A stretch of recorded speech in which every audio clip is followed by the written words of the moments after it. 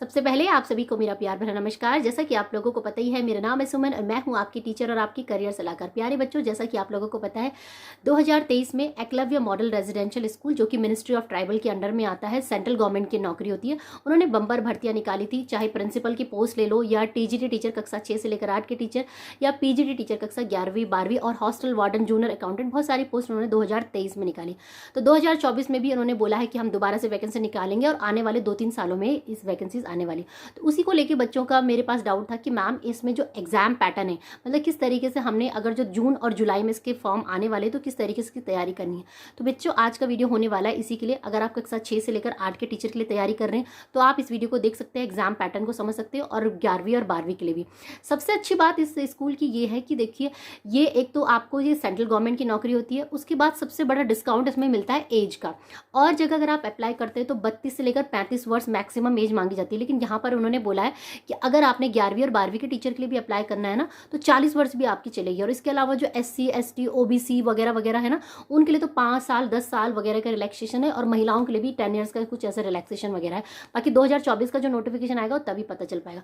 तो बच्चों, बम्पर भर्ती आने वाली है, अभी से आप इस नोटिफिकेशन को देख लो, समझ लो एग्जाम पैटर्न को। और जिसको जो सिलेबस चाहिए वो मेरी टीम को कनेक्ट कर सकते हैं व्हाट्सएप नंबर पे। करियर हेल्प चाहिए तो 299 रुपये पे कर सकते हैं, टेलीग्राम पे भी मुझे ज्वाइन कर सकते हैं, ठीक है।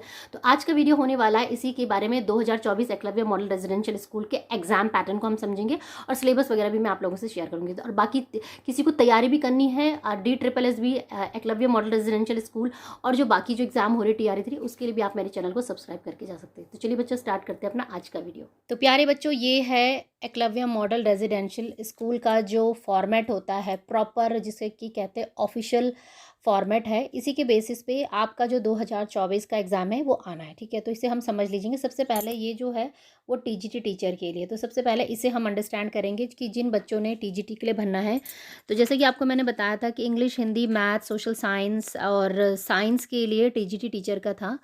और एज वगैरह आपको पता ही है कि 35 मिनिमम एज है, लेकिन जो SC ST OBC और जो महिलाएं हैं उनके लिए रिलैक्सेशन है इसमें, ठीक है। तो सबसे पहले देखिए, आप इसे फॉर्मेट समझ लीजिए।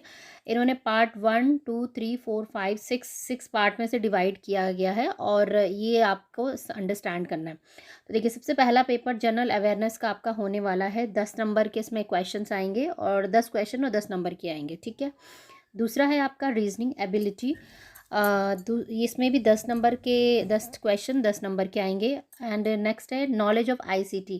तो ICT में बच्चे कंफ्यूज होते हैं कि मैम बेसिकली ICT है क्या। देखिए, ICT मतलब है कि आपका कंप्यूटर का जो बेसिक नॉलेज होता है ना, वर्ड, एक्सेल, पावर पॉइंट, उससे रिलेटेड क्वेश्चंस आपके पास बेसिक क्वेश्चंस आएंगे। तो यानी कि कंप्यूटर नॉलेज भी आप लोगों को होना चाहिए।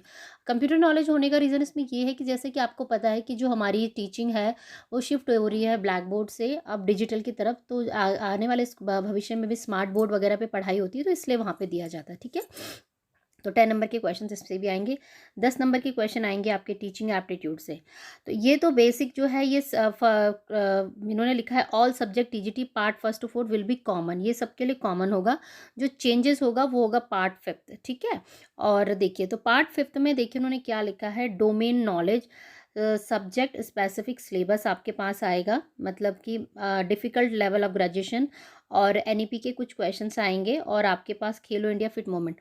तो देखिए, सबसे पहले तो जैसा कि आप लोगों को पता है कि TGT टीचर यानी कि ट्रेन ग्रेजुएट टीचर कक्षा 6 से लेकर 8 के लिए इसमें होता है। तो इसमें आपने जो भी आपका सिलेबस है ना, NCERT की जो डोमेन है आपके, यानी कि जैसे कि अगर आपने सोशल साइंस के टीचर के लिए भरा है तो सोशल साइंस का 6 to 8 की आपको NCERT थॉरली पढ़नी है। साइंस का पढ़ा है तो साइंस के लिए, मैथ्स, इंग्लिश, इस तरीके से। तो आपने अपने डोमेन बताने हैं उसमें कि आपने क्या, आपका किस में आपका BEd है और किस में आपका ग्रेजुएशन है, उसी का पेपर आपके पास आएगा, ठीक है। तो अगर आपके पास सोशल साइंस के हैं तो सोशल साइंस का देखो 65 इस तरीके से नंबर उन्होंने बाइफर्केट किया। 65 क्वेश्चन आपके सोशल साइंस से रिलेटेड आएंगे, 10 क्वेश्चन कुछ NEP और कुछ खेलो मूवमेंट। इस तरीके से आपका टोटल ये जो होगा सबसे ज़्यादा स्कोरिंग ये 80 मार्क्स का होगा। तो इनको कुल मिला के आपका जो सम अप होगा दैट विल बी 120 मार्क्स, ठीक है। और बाकी 30 मार्क्स का उनका लैंग्वेज कॉम्पिटेंसी का टेस्ट भी है। तो लैंग्वेज कॉम्पिटेंसी का टेस्ट जैसे English, Hindi, general English, regional language जो भी है, इसमें आपको देना ही देना है। तो ये जो मार्क्स होगा ये क्वालिफाइंग होगा मतलब इसमें आपको पास होना ज़रूरी है 40%, लेकिन इसका इसमें ऐड ऑन नहीं होगा, ये बोला उन्होंने, ठीक है। अगर कोई इसमें फ़ेल होता है तो वो इस अगर इसमें पास हो भी जाता है, इसमें फ़ेल हो जाता है, तो वो उस आगे के लिए एलिजिबल नहीं होगा, ठीक है। तो ये बोला है इन्होंने टीजीटी टीचर के लिए। आप इसका स्क्रीनशॉट भी अपने पास ले लो। अगर मेरे से चाहिए तो मेरे ऑफिशियल नंबर है 9906161501, उस पर भी आप कांटेक्ट कर सकते हैं। और मेरी टीम को भी टेलीग्राम पे कांटेक्ट कर सकते हैं, वहाँ से आपको पीडीएफ मिल जाएगा 2023 का। 24 का तो अभी आना है, जून जुलाई में आएगा, है ना। तो 23 का है तो उससे भी आप समझ सकते हैं। अब नेक्स्ट बढ़ते हैं पीजीटी टीचर का जो एग्ज़ाम पैटर्न है उसकी तरफ। ये तो था टीजीटी का। देखिए पीजीटी टीचर का तो है, देखिए इसमें टोटल आपके पास जैसा कि उन्होंने लिखा है 130 मार्क्स के तो आपके जो आने ही आने, और सेकंड 20 मार्क्स के लैंग्वेज कॉम्पिटेंसी, ठीक है। तो इसमें भी सेम वही एग्ज़ाम पैटर्न है। General awareness, regional ability, knowledge of ICT, teaching aptitude और डोमेन नॉलेज। तो इसमें डोमेन नॉलेज का मतलब ये है कि जो आपका पीजी में सब्जेक्ट होगा ना उसका, यहाँ पे 6 to 8 का पूरा ही ख़त्म हो जाएगा। अगर आपने मान लीजिए एमए हिस्ट्री से किया है तो केवल आपको हिस्ट्री पढ़नी है पीजी की। अगर आपने ज्योग्राफी से किया तो केवल आपको ज्योग्राफी पढ़नी है, ठीक है।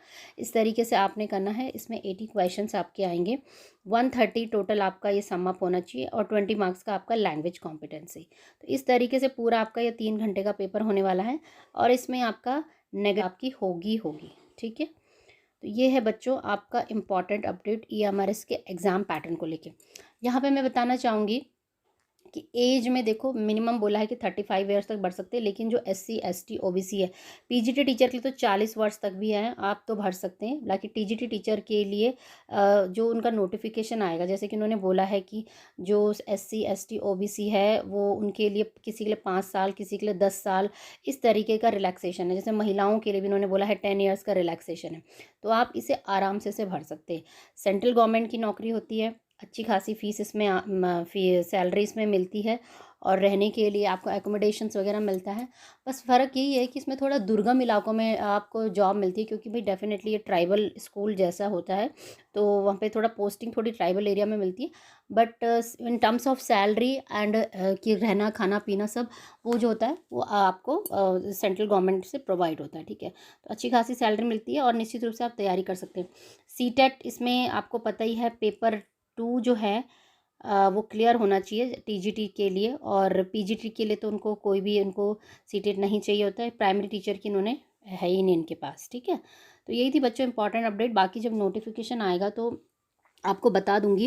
बाकी जैसा कि मैंने बताया ही आपको कि बम्पर भर्तियां निकलेगी। पिछले साल भी इन्होंने कुछ 5,660 तो टीजीटी में निकाली थी, और पीजीटी में भी कुछ 2,266 के आसपास इन्होंने निकाली थी।